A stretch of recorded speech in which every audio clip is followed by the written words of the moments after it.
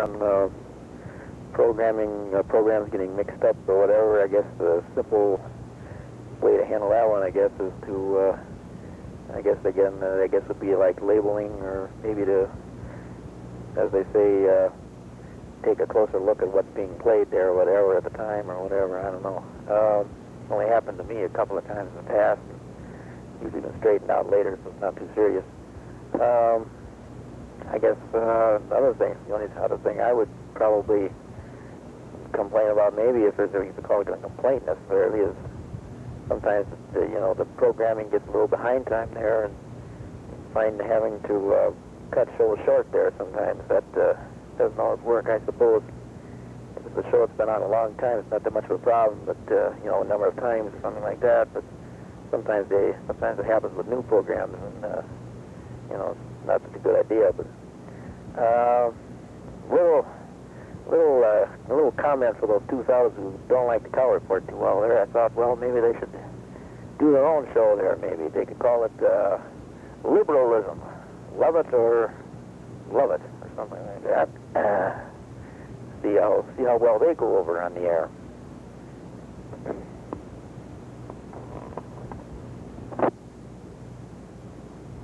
Message 1:10:44 p.m. Tuesday, March p.m. Tuesday, March 27.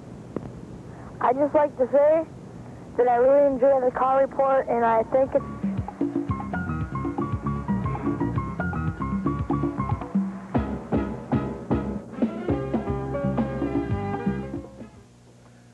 Welcome once again to the Cowell Report, and I'm your host, Chuck Lee, coming to you live from the beautiful L.E. Phillips Memorial Library and Taco Stand.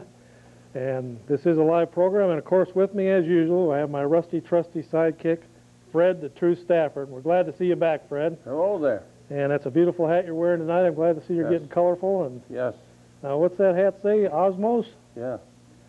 And don't ask me what it means. I don't know. Well, as usual, Betty's made sure that you're color coordinated. That hat goes with the tie, and it's pretty as usual.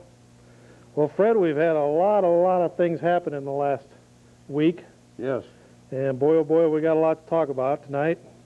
And with us tonight, we're having a special guest from Madison, who's on one of the lines right now. So for about the first 15 minutes, we'll be taking calls and discussing the local educational issue, Fred, and yes, and the local funding of the upcoming, with the governor having to find a replacement for the $1 billion, what some people are trying to say is a $1 billion shortfall in the budget down the road. There's a big controversy going on in Madison and in Eau Claire and around the state in all the school districts as to how the school district's going to be funded in an equitable fashion and a fair fashion so that they have as good an education or a better education in the future, Fred. yes. And several people seem to be walking the tightrope on it. We're getting a lot of disinformation on what's really going on. Just recently, I have a copy of a letter that the local superintendent of schools, Dr. John Flynn, sent out to all the parents of students in the Eau Claire school district. And I might add that it cost quite a bit to send that out, Fred, and I think that was done with the taxpayers' money out of the budget of the local school board. But that letter warns that the local school district could be in some trouble. And as you know, Fred, in the last few days we've had some volleys back and forth between the governor and the local school officials, and there's been some articles in the paper. And of course, this Thursday there's going to be a town hall meeting at Memorial High School, Fred. What time is that going to be? 7 o'clock, isn't it? This Thursday? Yes. Pretty sure it's 7 o'clock, where this same issue will be discussed. Mark Buer will be there, Dave Zine, Rob Krybeck, and possibly a representative from the governor's office. So, viewers, tonight we're going to have with us for the first 15-20 minutes Mr. Keene, Kevin Keene, who is the press secretary for the governor of the state of Wisconsin. Kevin, are you with us? Yeah, Chuck, how you guys doing? Oh, just fine. So how by the way, is the legislature session today down in Madison? I think the Joint Finance Committee was having some some meetings, but I don't think the full legislature was in today. Okay, Kevin, well, you've got a little more grasp of what's going on with this educational issue. I know you're in there the day after day. You see what the budget looks like for the 95, 97 term. Exactly what seems to be what's the big problem here? What's the rub? Well, up in Eau Claire with some of your school officials, they just seem to be opposed to change in essence. This budget provides $1.2 billion in property tax relief, and for Eau Claire that's going to mean a 33% cut in your school levy, and an increased aid of about $15 million or 38%. And basically, as part of this shift, we're going to be creating a new Department of Education, and that department is going to be charged with returning control back to local communities like Eau Claire.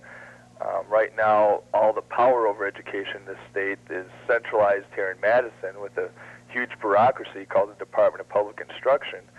And the governor just doesn't believe in that kind of a system or that kind of a structure anymore.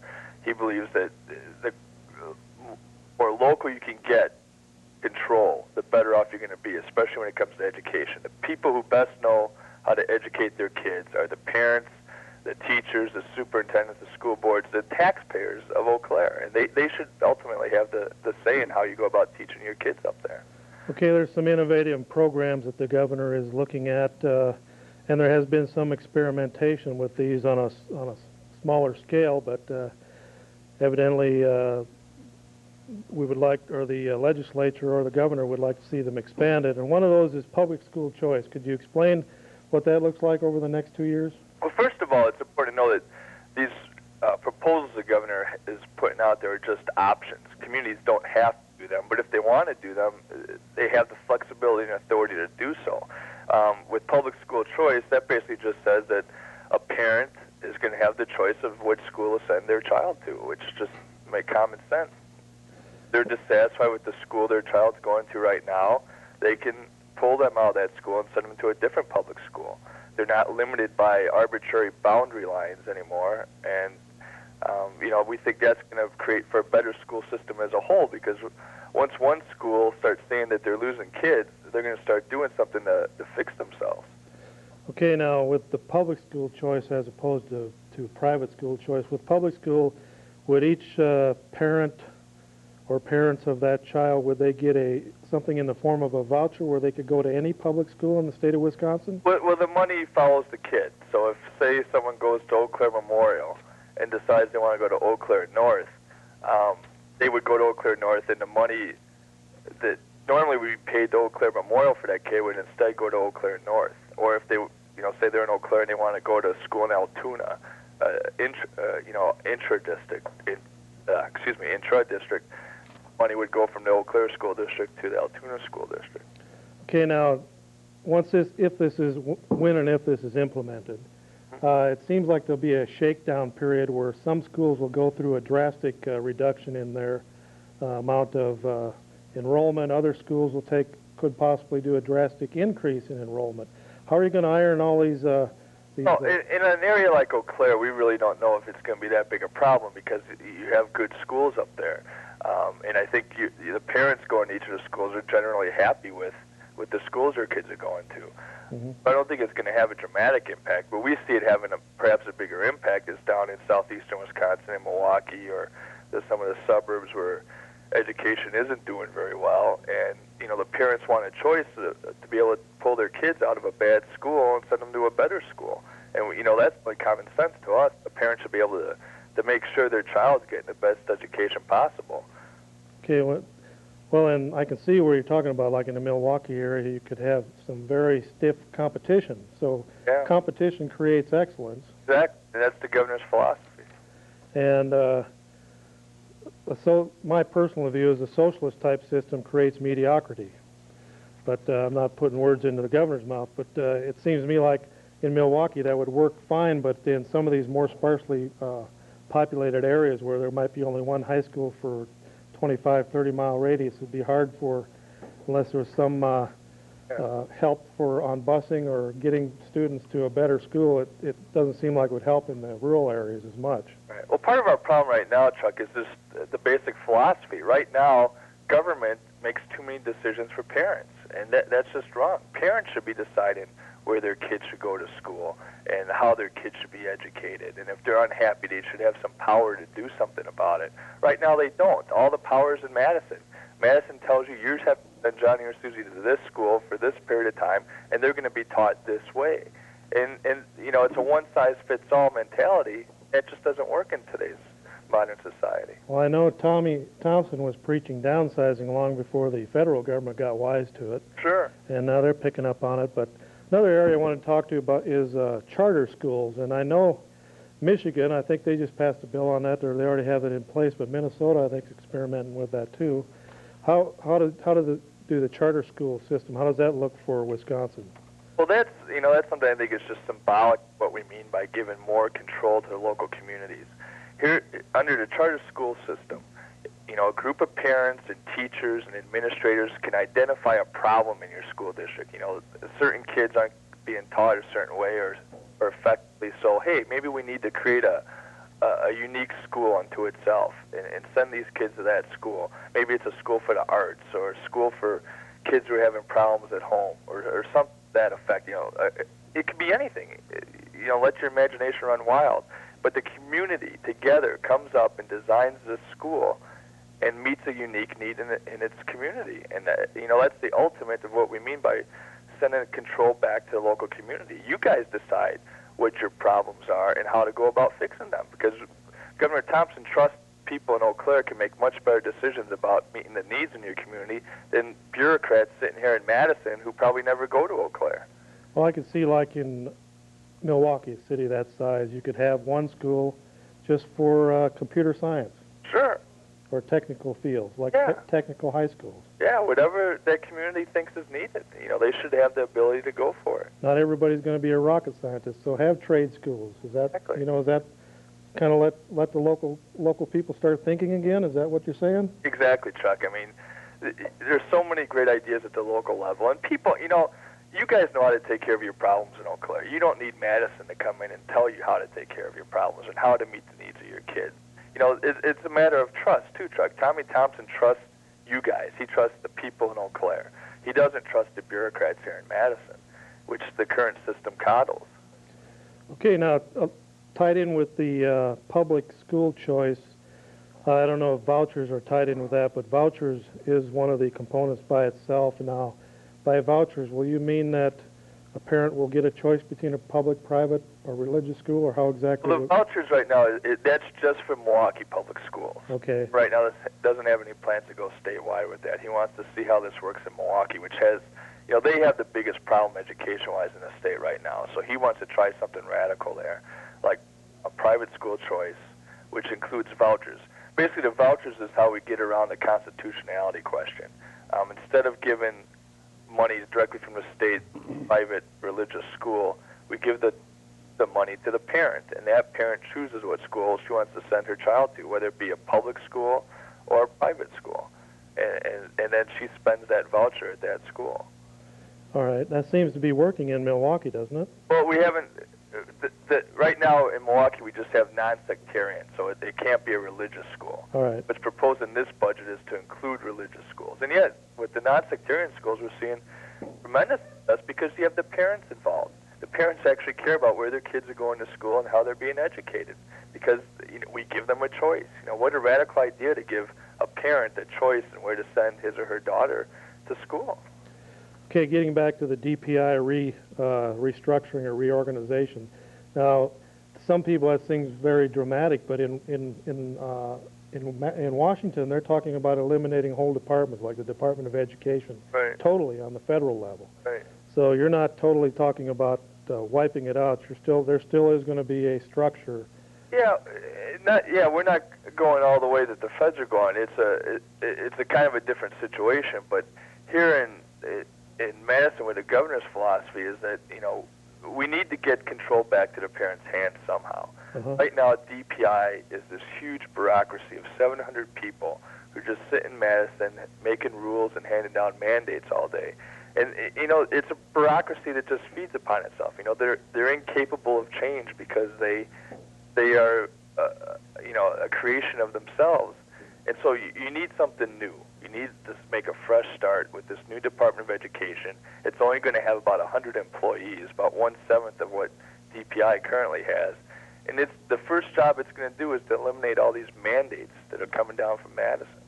Of course, possibly some of that other 600 people that are employed would be transferred back into the age-old practice of teaching kids, maybe. Yeah, exactly. You Maybe know, we'll get some of, because right now it seems like there's too many chiefs and not enough Indians. exactly. And the teachers seem to get caught in the middle of this, and people want to point the finger at them, and they're in the trenches, with some of them having large classes to contend with, and the crime and the violence stuff.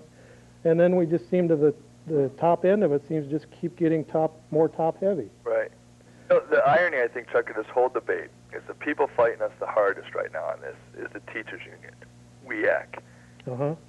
But if you look at what this budget does and all this new flexibility it gives the local communities, one of the biggest beneficiaries are going to be the teachers in the classroom, because they're going to have incredible new flexibility to teach kids the way they think they need to be taught, to work with parents and say, hey, you know, my child has this unique problem. How can we deal with it? And together the parent and teacher come up with a solution, and they don't need Madison's approval for it. They can just go ahead and do it. And, you know, I think once the teachers realize what they have, they're going to like it. Sounds like we might get some excellence back in education. Exactly. I'm going to take some calls here in a minute, but first of all, I wanted to ask, I was thinking about when you were talking about how this is going to lower the taxes. Mm-hmm. Some people say as much as on a $50,000 house, as much as $600 off of a tax bill. Yeah, we actually think it's going to be more than that. It could be as high as 800. Now, what's going to stop some greedy, big spending county board or city council to just gobble that up, and so the taxpayer doesn't see that? I'm glad you asked that, Chuck, because that's the thing that Tommy Thompson has fought for 8 years and finally got it about a year and a half ago, and that's called cost controls. We have Right. spending limits on school districts now. They can only spend so much. So now when we put this $1.2 billion into the system, because of the cost controls, it's going to pass right through into the pockets of the taxpayers. You know what people don't realize, Chuck, and I find this kind of interesting, is that Tommy Thompson has already put $1 billion into this public school education system, the governor. But we didn't have cost controls, so what happened is exactly what you talked about. The local school districts took this $1 billion and just spent more. They didn't pass it on to you, the taxpayers. Now that we have the cost controls that Tommy Thompson got passed about a year and a half ago when Dave Zine and the Republicans took control of the Senate, we have a real chance here at property tax relief. Okay, you know, with that kind of money getting back in the hands of taxpayers, I mean, it seems to me like that's going to create a mini boom in the economy. Sure, it's going to, you know, especially for your farmers. I mean, they get an extra grand off their property taxpayers. I mean, they can go and spend it on their wives or New tractors, new cars, the whole works. new cars, do whatever they It want. ripples through the whole community. All right, I'm going to try and put you on hold here for a second, and we're going to try and take our first call. I got to remember how to do this, so please bear with me a minute. Sure. Okay. All right. Go ahead, caller. You're on the air. Okay, thanks for taking my call. First, I'd like to ask a question, and then, if I could, I'd like to explain why I'd like an answer to that question. All right. Hopefully we can. I'll relay the question on to Kevin if he can't hear it. Okay, can the school board deny the right of a taxpayer in the district to voice their opinion at school board meetings, either in person or through a third party? And the reason that I'd like to know that is, as you probably know, first the spokesman from the governor's office and then Senator Zine were denied the opportunity to address the subject of the governor's budget at the school board meeting on April 17th. Okay, so you want to know can a taxpayer speak at a public school board meeting, or can an elected? Or can they request someone to come in and speak on their behalf? Can they be denied that right? Okay, just a second. Stay on there, and we'll ask Kevin. Okay, Kevin, are you still with us? Yeah. All right. The caller you weren't able to hear what the caller said, were you? No. Okay.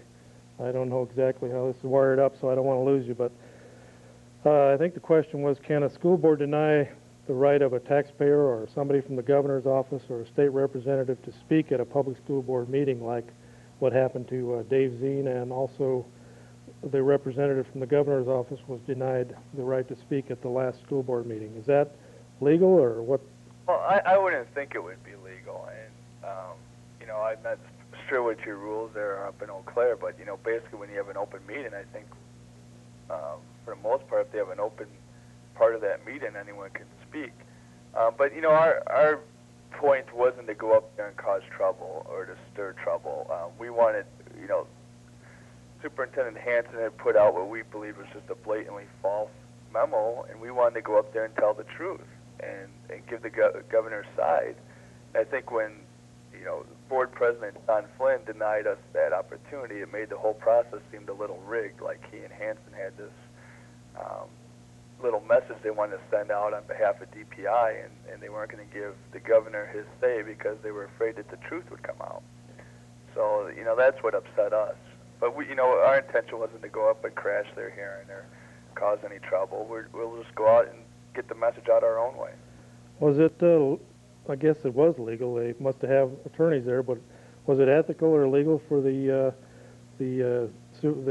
district superintendent to spend that much money on a personal letter like that? Because it seems like it's a personal plea, like by him, to get the taxpayers of this area riled up against the governor. Exactly. You know, I don't think there's anything illegal about it, but I certainly would question the ethics of it.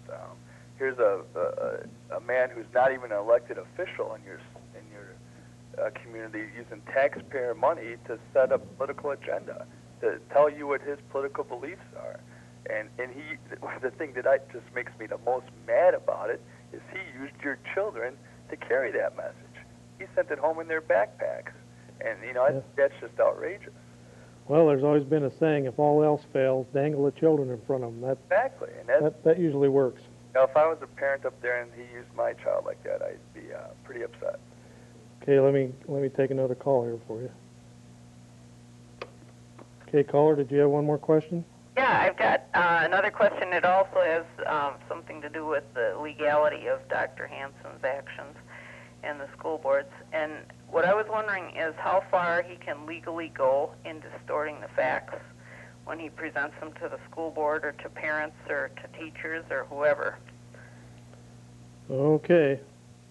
I'll pass it on, and then we'll take some more calls. Thank you, Okay, caller. thanks a lot. Mm-hmm. Okay, still there? Yeah.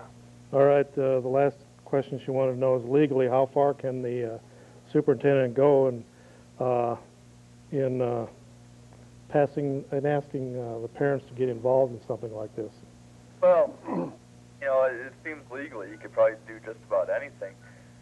You know, but that's where the role of the parents has to come in. You know, if you don't like what your superintendent's doing, you've got to let him and your school board know. I mean, your school board's the elected officials. They're the ones who hire and fire the superintendent. And, you know, if you're unhappy with his work, I think you need to go through your school board because they're the ones who really can get something changed.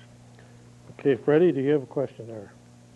Well, I kind of believe that ethically those two people should have been allowed to speak. And the governor's side of this issue should be allowed to come out in an open hearing. And it was denied. Yeah, I mean, that's what we were asking for, was just to give our side of the story. Okay, is it, I know the governor's been accused of lowering the boom on public education. Do you feel like he's really lowering the boom, or is Oh, he? absolutely not. I mean, come on, let's look at the record here. I mean, Tommy Thompson has an 8-year record of building Wisconsin, of making Wisconsin better. Why would he do something to ruin that in his last term? I mean, this term is his legacy, and this term is what's going to determine how he goes down in history. Why would he take such a huge risk to harm Wisconsin? He's not. He's changing education because he believes it's the right thing to do, and it's going to make Wisconsin even better going into the next century. And the bottom line is Tommy Thompson has the track record of success. You know, Mr. Hanson and Mr. Flynn don't have that track record up there, nor does John Benson at DPI. But basically, it's worldwide we see a decentralization of government. For years, government was centralized in one major city or one in that country or capital, and all roads theoretically led to Rome. Right. And it's, you know, it's the same argument and same line of thinking that the governor's using right now with Washington in terms of welfare reform and some of the other reforms. He's telling them, hey, you guys don't know everything out in Washington, so quit telling me that I have to follow all these rules and all these mandates. You can set some standards, but then give me as governor of the state of Wisconsin the flexibility to meet the needs of my people in my state the way we see fit here. You know, so it's the same thing he's saying now. You know, Madison doesn't know all, so we shouldn't be telling people of Eau Claire they have to do this, that, and the other thing. We should give them the flexibility and authority to make their own decisions. Have you seen any red herrings about school prayer or homeschooling? Has any of that been thrown up that this is just a ploy by the governor to... No, not yet, but the scary thing is, Chuck, I wouldn't be surprised to hear that somewhere down the road. Okay, I don't know if we got another call, but we'll see if we got one more call, and then we'll let you go. Okay. All right. Okay. Hello. Go ahead, caller. Bye. Bye. Was that a call? I guess not. That wasn't a call. Roy, are you still in there? Is there a call on there, Roy? Okay. All right, you still with us, Kevin? Yeah. Okay, did you have anything else to, oh, there we got a call coming in. Did you have anything else you want to say before we take the next call? No, I just, you know, our bottom line with this budget is that it's going to provide property tax relief, and it's going to set Wisconsin up for the next century. And, you know, Tommy Thompson wants to leave Wisconsin a better place than he found it when he came in, and that's what this budget's all about doing. Well, you know, I've read that Milwaukee's average grade point right now is about a D+, Yeah, and isn't that incredible? And over $400 million is being pumped in there now, and that's the best they can do. Yeah, I mean, John Benson will go around and tell you that everything's fine in Milwaukee. And the graduation rate is only 40%? Yeah. And that's excellence? That's excellent. And they just ran out their superintendent. I mean, Howard Fuller, he's one of the best superintendents in the country. If anybody could turn Milwaukee Public Schools around, he could have, but the teachers union ran him out of town. I worked in a regional school office in Illinois for almost 4 years as a truant counselor and truant officer, and truancy and dropout rates of 2-3% were considered high. Yeah. And we're talking here as much as 60% of the students not even graduating? Right. That's incredible. That's a failure. That's a huge failure. And that's why we have some of the other problems we have in our state, especially down there, such as crime and welfare and drugs and all the other stuff. Sounds to me like this governor's plan is a liberation plan. You're exactly right, Chuck. It's empowering people, it's liberating people, and most of all, it's liberating the taxpayers. Okay, I think we got one more call, and then we'll let you go. Just a second. Okay, is there a caller on there? Yeah, Chuck? Yeah. Yeah, I have a question here. I was fertilizing my farm the other day, and I was thinking I voted for you last year. And anyways, you haven't really got a lot done here, and since you got elected and everything. Okay, thank you. All right. Okay, Kevin. Well, I think we're going to let you. We're going to let you get back to business. Where's the governor at this week? Whoops.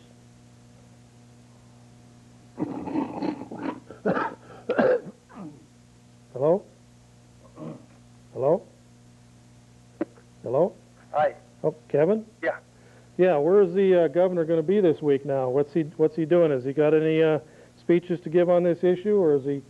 What's going on in the next few weeks in this area? Yeah, he was up in Stevens Point today talking to some people up there about education. He'll be in Milwaukee, and I think he's going up to Wisconsin Rapids this week. And boy, I don't have his schedule in front of me, but he's on the road for the next 2-3 weeks trying to sell this budget. All right. Well, it sounds like he's got up in Eau Claire. He sounds like he's got his work cut out for him, but I know he's on the right track, and hopefully the teachers will be a little more open-minded about this. I don't think this is the end of teachers in this state. If anything, it's going to create more jobs for teachers. Absolutely. It's going to make a better environment for teaching for them as well as for our kids and our parents. It really is going to be a much better system. Okay, Fred, would you like to say anything before we let Mr. Keene go? Well, I think that our educational system needs a tune-up, and this may be the instrument to provide it. Mm-hmm. Well, I want to thank you for being with us, Kevin, and keep up the good work there in Madison, and try and keep getting the word out there, because sometimes we don't get all of the news. Yeah, well, I appreciate your help in that, Chuck, and inviting me on tonight. Okay. Take care. All right, thanks a lot. Goodbye. Okay, Freddie. Hello, is there somebody there? Can I talk to Fred, please? Yes, Freddie is right here. Hey, Fred. Hello. I have a question. If you got that green hat, where'd you get that now? Because I've seen those before, and I really wanted to get one of them. I don't know where, but my wife got it someplace. What's it say on top of there? It says Osmos. Oh. Something to do with osmosis, maybe? I don't know. I thought it's the taste takers.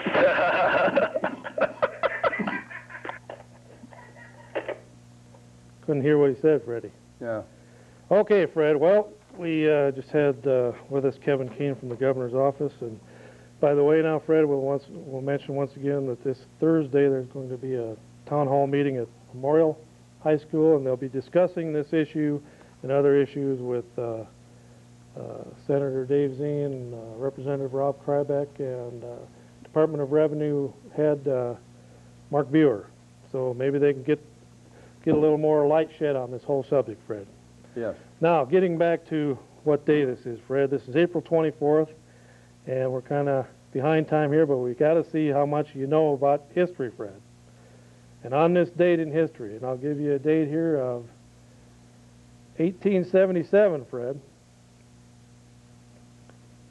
April 24th,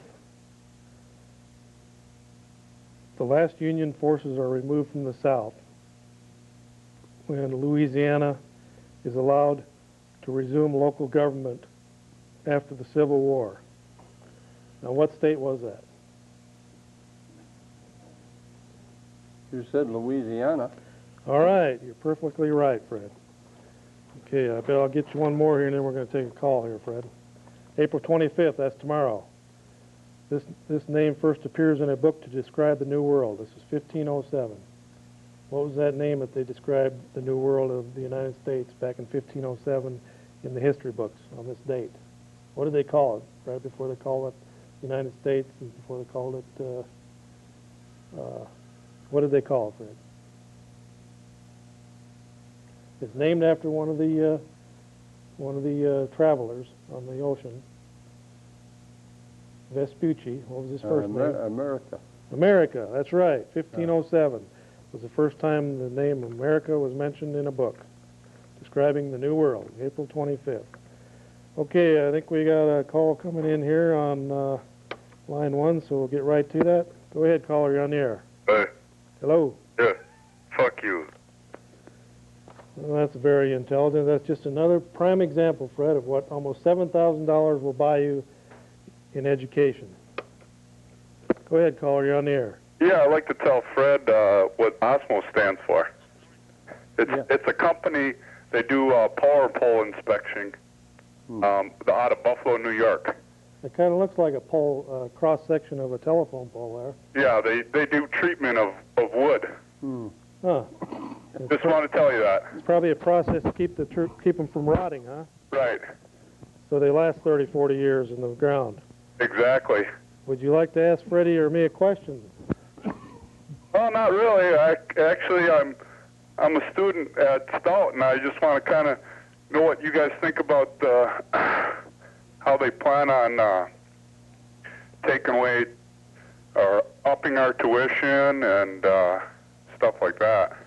Well, you know, I ran for Congress in last time around, and Menominee was in the district I ran in, and I think that students from the state of Wisconsin should get first shot at any school within the state. Before any foreigners or other states have a chance at it, I think our students should get first choice.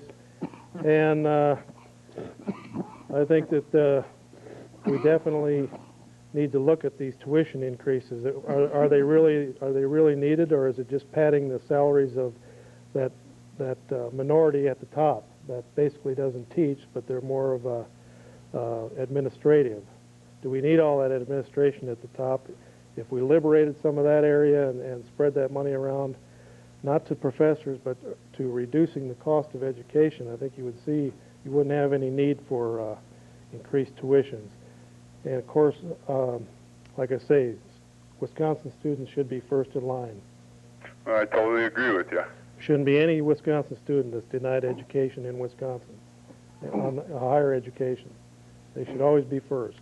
I don't care how many straight A people are wanting to come in here from China or Japan, because, you know, theoretically you could fill half the seats in Wisconsin with Japanese students with A's or B's. Oh, definitely. And so you've got to make sure you take care of your own first, Fred. And that seems to be something we're getting away from in this country. So hopefully they'll have some hearings on this raising of the tuitions. When are they supposed to take effect? They probably won't take effect for another year or so, but that'll still affect me. I still have 2.5 years left, so. How big of an increase are they talking about for you? At least a couple hundred, maybe 300 to 400 a semester. Semester? Yeah. Wow. You got 3 semesters? More than that, it would be 5 semesters left. You'd be talking quite a bite there. Yeah. So. Well, you need to get involved in the process and find out who's pushing that, and start writing letters. If it's a Congress, or if it's not a congressman, but if it's a state senator or a rep from your area, start writing them letters, ask them why they're doing it, or what are they going to do to stop it. Yeah, actually, they've been assembling down in Madison, a bunch of college students from the whole state, and they've been protesting down at the Capitol and stuff like that, but nothing really has come about it yet. Well, keep the pressure on. All right. Okay, thanks for calling in. Yep. Okay, Freddie. Yes. Are you still with us now? You're back? You're Yeah. hanging in there now? Yeah. There's some water there if you need it. Okay, Fred, we'll take another call while you're getting straightened away there. Go ahead, caller. You're on the air. Howdy there, Chuck. I'm just like to make a comment here. I'm surprised at some of these young citizens here, how they're calling in there and they don't have nothing good to say. And all they're really doing is just screaming at you, not showing no respect to their elders, you know. I just think that it's a disgrace to our community. It shows what kind of schools, you know, what kind of people these schools are bringing up here. You know, they should give somebody that got like 12 votes for Congress more respect. Okay, well, thank you. All right, go ahead, caller. You're on the air. Yeah, so I'd just like to comment. I listened to the government official from Madison talking. All right. And I heard his comment saying that up here in Eau Claire, we really don't have too many problems, and he doesn't foresee problems in the future if the government budget does pass. But then yet, I see the statistics in the paper, and I hear him that we would have a $4.2 million shortage and cuts in our education up here in Eau Claire. And I just have a problem seeing where that would be a positive thing, and how that would, where he said it does not affect Eau Claire, I see $4.2 million cuts affecting Eau Claire's education. Now, is that from that letter that you got from the local superintendent, or? No, I did not get a letter that was sent out, and then I do not have children in the district. I see these. How much of that $4 million, though, is tied up in administrative red tape and administrative redundancy at the top? Too many, 3 or 4 vice principals, and at each one of the schools, or 2 or 3 principals, or 1 principal and 2 or 3 vice principals. How much of it is top-heaviness, though, that could be done away with? How much is just extravagant spending? Well, I don't have statistics on the questions you're raising, and I'm not so sure I disagree with some of the questions you also bring up. Mm-hmm. Maybe there needs to be a shakedown and everything looked at from top to bottom in this district. But Chuck, when you're talking $4.2 million, you're not going to see the shakedown from the top heavy. You're going to see shakedown from our classroom teachers. You're going to see classroom sizes go up, and you're going to see discipline problems happen more in the classroom. A prime example is the caller who called on and had to use obscenities at you, and your comment on that was there's a product of our $7 million going to education. That's not a product of $7,000 per student. $7,000 per student. That's not a problem of this person going to school. That's a problem of that person and his home life. And the way that person was brought up he has the morals and the obligation to get on the phone and say obscenities like that. That is not the teacher's responsibility in Eau Claire when Yeah. they're seeing the students 6 hours a day. Okay, now according to what I'm reading here, the Eau Claire Area School District would see an increase of school aids from $31.5 million to $46.4 million if the governor's plan were in effect this year. That looks to me like about a $14 million increase. Well, the statistics I see, now a $14 million increase in what sense? As far as the total Eau Claire education budget? Increase in school aids from Madison would go up from 31.5 to 46.4 million.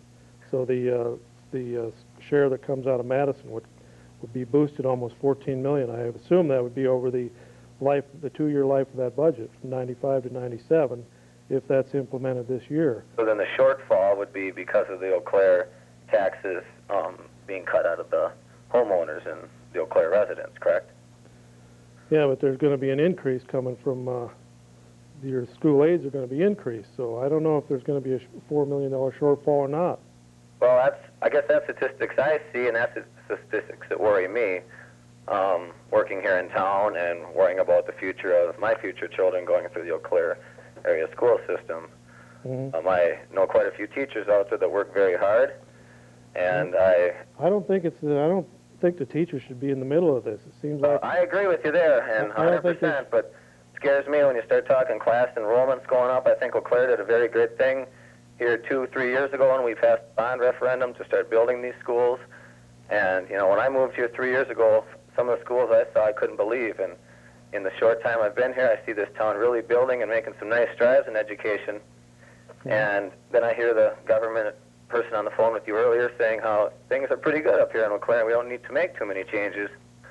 But, here we're building some nice schools, and if we start cutting back too much, we could be going the wrong way again, is what worries me. Well, Eau Claire has some excellent schools now. They are spending somewhere upwards of close to $30 million to upgrade the schools. But I think competition's good. I don't think you're going to see like Memorial shut down for lack of students. This is a growing area coming up. We're going to see an influx of 1,400 new workers into this area just from one factory. That's going to generate new taxes, new revenues for the schools. And so if it's done right, it should work out right. There should be more money in people's pockets. Teachers, from the way the budget I'm reading here, the teachers are not going to lose their salary increases. It looks to me like there's going to be substantial increases in school aids over the next 2 years. I appreciate your time, and I can also agree with what you're saying, as some of the statistics you're saying out of Milwaukee are extremely scary. You think, though, about it, sometimes a governor or leader has to throw up a handful of new ideas and see which ones get shot down and which ones are worth looking at. Sure, and I agree that one thing you're saying, with the graduation rates and stuff you said coming out of Milwaukee, those are just astounding statistics, and they're very scary. It's horrible down in Milwaukee. You got less than 50% of the kids graduating. But I can also say I've graduated college with a few people that are teaching in Milwaukee, and I know they're pouring their heart and soul out to education there, and I don't believe it's the teachers' fault. I guess you've kind of said that you don't want the teachers to get caught in the middle of this. No. But, I know the teachers down there are working their butts off just as hard as the teachers up here. And it might be a product coming from home, and it might be some of the family backgrounds and the family life that are causing some of those problems down there also. Well, I'm sure if they look at this thing from kindergarten to 12th grade and from the administration on down to the janitors and look and see what's best and what's working, what's not working, cut out the fat and pump up the areas that are lacking, I'm sure they're going to create a lot better system in the future than what we have now. Thank you for your time. Okay, thank you. Bye. Bye. Okay, Freddie, what do you think about all that? Well, it's cause for concern, and I can understand why our superintendent, Mr. Hanson, sent out that letter. Unless, I don't know, it doesn't seem to be logical to me. Well, Freddie, you look up, if you get on the internet, you can look, and they've got a area on there called Michigan Forum. Yeah. And it's just amazing what they're doing in Michigan. The governor's signing bills right and left up there. He signed 11 tax cuts, and that was back in the fall of '94. no telling what's happened since fall of '94, but they seem to be going in a different direction on the drinking age, Fred. Up there, Governor Engler signs 4 bills package toughening Michigan's underage drinking and drunk driving laws, and that was from a January 10th, 1995 release. So instead of them lowering the drinking age below 21, Fred, they're toughening up what they got and making it tougher on people that are out there drinking underage. Well, something that has worried me over a period of years is observing how young people drink. They don't seem to realize that they're going to cause problems either for themselves or those around them. And where they have 10, 20, and more beers, they're legally drunk. That's right. Well, let's take a call, Fred, and see what the caller thinks about this. Go ahead, caller, you're on the air. Hey, Chuck, is it true you smoke marijuana? And is that the only beaver you ever had on your head? You boner. Well, Fred, there was somebody that can't speak English.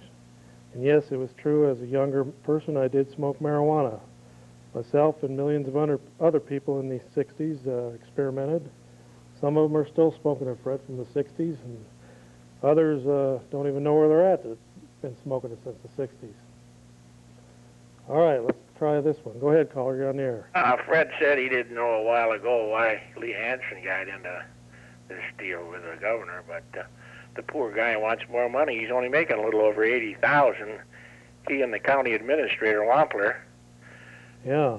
And I don't know where this money is going to come from, and they're going to want more money pretty soon. The city council, too, with Mayo coming in and buying out Middleford. People, a lot of them don't know this. This is a nonprofit organization, and all those houses they tore down, they're not paying a nickel's worth of taxes now. Oh, Luther... Mayo Clinic's a nonprofit organization. Oh, so there's no taxes. That's right. They don't pay a nickel. Middleford or the Mayo Clinic. So all these new roads and stuff, there's not going to be any way of getting the taxes back on now. Now they are. How many houses they tear down? And they want more. So they're eliminating houses from the tax rolls? That's right. And, Babcock Street, Whipple Street, Ballinger Street. They're going to pretty much wipe that area out up there, aren't they? Yeah. I see up on the corner of... A lot of people don't know that. So next time Lee Hansen and the county administrator want another raise, and they're both getting over $80,000, you want to remember that. Mm-hmm. Well, how did Mayo manage to be non-profit? I think they always were. They make a fine profit, don't they? No, they're non-profit. The city, they don't pay a cent to Eau Claire for taxes at all now, as of the first of the year. Here. Now, they are going to put some apartments in there, though I suppose I don't know about that, but you can check on it, you know. I suppose that'll be tax-free, too, though, if it's under that umbrella. Well, I don't know about that. That's interesting. You know, I know the Senior Citizen Center, they tore away some buildings up there on Ballinger Street. Ballinger there to put in that. Have they started building there yet, or are they still tearing down? Yeah. I haven't been up there the last couple of days. They're through. Yep. Are they breaking ground yet? No, they're just cleaning out all the mess up there, I guess. So from the senior citizens area all the way over to Luther, is that going to be pretty much wiped out in there? Pretty much, you bet. Huh. Well, that's one way for urban renewal. Well, as far as the Hovlands, there's one house in there blocking, as I understand, on Ballinger Street. But, yeah, drive over there and take a look at all the houses. Go down to the city and ask them what they're losing for taxes there. You'd be surprised. Huh. And we got to build new schools. The schools aren't bad, but you got to put the supplies in them and the teachers.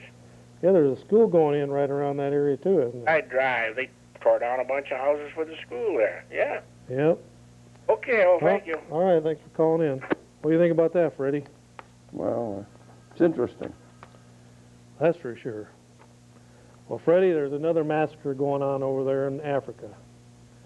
In Rwanda. In Rwanda, they got thousands and thousands of refugees crowded into these camps there. They're just sitting on the side of muddy hills or dry hills, and they're just fed from the trucks coming in. They're fed right from the truck to their mouth, and there's just enough water to go around. And so it's like any group like that, when you get them together, you stampede them, there's going to be chaos. Well, the government troops just started shooting into the crowd, and then there was people in the crowd that got their hatchets out, started chopping each other, and now they don't know if it's 2,000 or 200 dead in there, but the body count is rising rapidly, Fred. it just seems that there's just a terrible mess in that whole continent of Africa. It just seems to be, the whole thing seems to be wrecked from the top to the bottom, Fred. See, it almost seems like it's being depopulated on purpose with the AIDS, the famine, the civil wars, and the sad thing about it is, Fred, that continent is just full of minerals and oil and diamonds and gold and chromium, and it's just amazing, Fred, how much wealth is in that continent, and then to see the poverty and the death and destruction that's going on there. Yes. Go ahead, caller, you're on the air. Yeah, hi, Chuck. Hello. I was just wondering what position you have on the KKK, if you're for or against it. For or against the KKK? Yeah. There have been some high political leaders, such as David Duke, that were for it, and I was just wondering what your thoughts are on it. Okay.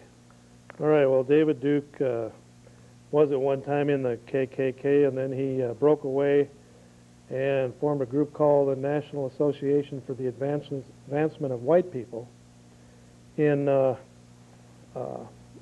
as compared to the National Association for the Advancement of Colored People. Well, Duke formed a white group. It never has really gotten off the ground or been much of a threat or a force in the country. Now, the Klan has pretty much already been infiltrated and neutralized over the last 20 years, and some of your government informers are actually the leaders of certain Klan groups in the country.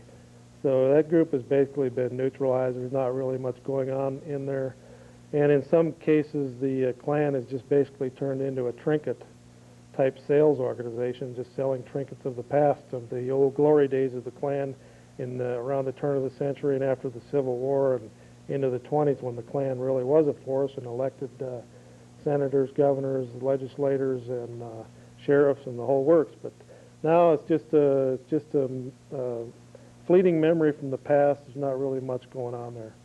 And I'm not for the Klan. I don't think Fred's for the Klan. No. What they stood for is basically kind of come and gone. A lot of their theories were false. At one time they had a problem with Catholics, and then another time Catholics ran certain Klan organizations. That's one example. Right now it seems to be blacks, Jews, and illegal aliens seem to be a big factor in Klan activity, but by and large, it's pretty much dead nationwide. Wouldn't you agree to that, Fred? I don't know how dead it is, but it may not. It's not a force that we need to. It's not a force that it was reckoned with when you were a youth back in the 20s, Fred. There was millions of people in the Klan. Well, they did try to come to Long Island and Queens County, where I lived, and people went in there and they elected officers, and the people who were elected didn't do anything with it. They let it die. Mm-hmm. Okay, Fred, let's field another question here. Go ahead, caller, you're on the air. Yeah, Chuck, I must say that I think you're a good role model for my kid here, because you showed that drugs will make you do things that you never thought you would, like wear edibles on top of your head and be a big freak someday, you know. Have a TV show like that. No, I just say it. I'm not insulting you or nothing, but I'm just saying that I'm glad you can show my kid these kind of things that I can't show them. Okay. God bless. All right, thank you. Mm-hmm. Okay, Freddie. Do you know, Fred, that the Russians have developed a new underwater missile? This just come out of London, April 24th, from an intelligence review called Jane's Fighting Ships. And Jane's, they do intelligence of navies and armaments all over the world, right? Well, today they came out with a report that Russia has invented a new underground missile, high-speed, unguided underwater missile, whose action is said by military sources to be like the lightning stab of a dagger, Fred. So why is this peace-loving nation of Russia building up all these mass weapons of destruction, Fred? And now this thing here is supposedly the most advanced thing in the ocean right now. Well, I don't believe that Russia is a peace-loving nation. This is just what they're doing at the present time, and we as suckers are buying their line. and they can take that nation back any time that they want. I talk about the hardliners, and the OGPU, or whatever you want to call it, KGB, is still operating. That's for sure. But anyway, Fred, they're just forging ahead. We keep pumping in the money one end for these humanitarian reasons. 400 million here, 10 billion there, 5 million here, 20 billion over there. All these countries are pumping money into Russia. They continue that war machine, full blast, full out. Right. Some of them factories are running 24 hours a day, making submarines, missiles. They're rapidly... and they're selling those things to other nations. That's right. Go ahead, caller, you're on the air. Hey, Chuck, I got a comment about the guy you called probably a couple calls ago about the Middleford Mail deal and tax base. I don't think he realizes how many, employees that have moved into the area. I know they've torn down some houses and, taken something away, that route, but with all the new employees and stuff coming into the area, I mean, they've been building homes, up in the $100,000 categories versus, the ones down by the old Luther that were probably valued at $30,000 or $40,000. And I just think, actually, by expanding that base, we brought in more employees and expanded our tax base that way. And so I just wanted to make that comment, okay? Okay, well, yeah, it definitely is an offset there. Of course, with this new factory coming in, those 1,400 people, not all of them are going to come from Eau Claire. Some of them are going to move in here, build new houses. Others are going to take up the slack by moving into the older houses. That's true. And by, like you say, by eliminating those houses, which actually, some of them houses aren't being torn down. I think some of them are being moved and put on other foundations in other parts. That's been my understanding. Of the area. So it's not a total waste. And as the city grows and there's a demand for housing, new houses are put on the tax rolls. So probably the bottom line shows an increase in the tax base. All right. Well, hey, I like your show. Okay. Thanks a lot. Freddie, getting back to Russia, I was looking on the Reuters news service, and Russia is actually bombing in Afghanistan again. They're sending bombers across the border and hitting targets inside Afghanistan, and it's a relentless, unmerciful attack on Chechnya, Fred. They're just wiping out. Right. They pretty much got the rebels pushed into the foothills now and pushing them back into the mountains. But I just read today where the rebels did do a counterattack and killed about 20 Russian soldiers. But by and large, Fred, it's just going to be guerrilla warfare now in Chechnya. Pretty much the main opposition forces have been pretty much annihilated with just kind of a Sherman's march to the sea, burn and kill everything in your path toward a type of mentality by the generals. But now the generals are saying we've got to have a ceasefire by May. We've got to settle this thing by May. Now guess what happens in May, Fred? In Russia. President Clinton is going to go over there and give them more money? That's right. Clinton's going over there to re-sign a nuclear treaty, but Clinton does not want to be embarrassed by some war in Chechnya, so they want to have that thing concluded before Clinton gets there. And are they going to keep the treaty? Fred, the blood will be left. They don't keep the treaties that they signed before, so why sign another one with them? I guarantee you, Fred, that the blood faucet in Chechnya will run up till the day Clinton shows up. It'll be shut off, and when Clinton leaves town, they'll turn the faucet back on and the blood will flow again. And of course, some of the human rights activists in Russia have been silenced. It'd be nice if Clinton would meet with some of the human rights activists inside Russia that have their own personal views of what's going on in parts of Russia and the annihilation that's going on of the Russian people by other Russians. Go ahead, caller, you're on the air. Yeah, Chuck, what do you think about the arena downtown? Did they build that thing? No, not yet. What do you think? Do you think they should? Well, I know we've discussed it many times on this show, but I think the downtown area, at one time they had it squeezed down into the old part of downtown. Now it looks like they're talking about bulldozing out the post office and putting it in that area from the river north to Madison in that area there, and then west of, what is that, Barstow, Fred? Yeah, I think it's Barstow west of the river. They've got a little more room there. That would be a little more convenient, but if it's not going to be paid for and if it can't pay its own way, why get 200 or 300 $500,000 or $1 million in debt every year to finance something like that and have it an albatross around the neck of taxpayers in Eau Claire for the next 20 years, because it's very hard to make an arena pay for itself, and that's why they have to come to the taxpayer and get taxpayer support, and sometimes the taxpayer foots the whole bill, including the losses each year. And that's basically what's happened in La Crosse. Well, if this is such a good idea, why doesn't somebody come along and build it, some entrepreneurs, and they pay for it, and they sustain any losses that it will take? Maybe we can get some private investors to build Right. it and then lease it back to the city or something. No. We'd still be paying the losses. That way the city would have an out if they started losing a lot. But for the city to build it, maintain it, finance it, it doesn't know. I don't know if it would make it, Fred. Is this city big enough to finance some, what are they talking, 20 million bucks for it now? Some big amount. It's a large amount. Yeah. Go ahead, caller, you're on the air. Yeah, Chuck, I'd like to talk about Russia again. Well, you got about 10 seconds. Okay, well, did you know that they were exporting plutonium throughout the world and they don't know where it's going? Yeah, there's a lot of plutonium missing all over the world. Yeah, and they've been bringing it over to Iraq and to Iran. Okay. And I've heard that Iraq and Iran have enough technology to make an atomic bomb.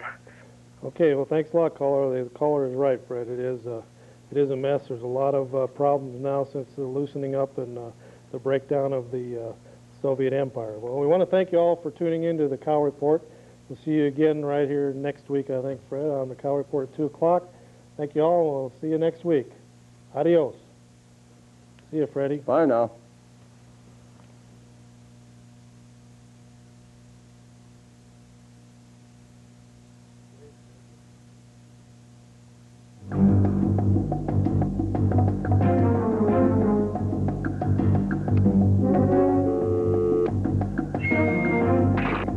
Public access?